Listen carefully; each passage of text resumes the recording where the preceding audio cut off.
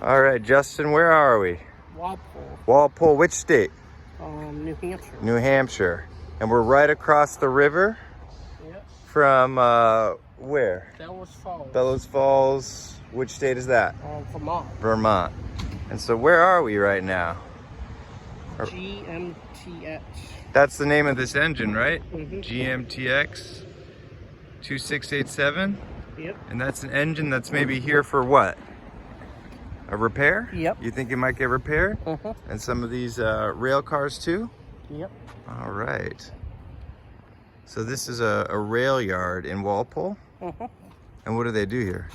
Fit stuff. They fix stuff. Yep. So they fix, what do they fix? Train cars. Train cars? Uh-huh. All right. And do they fix it all here?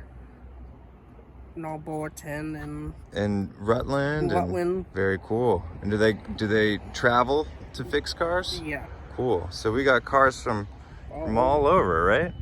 Mm-hmm. And they do a lot of work with, what does this one say on that? What does it say on the ambulance? That's all right, Josh.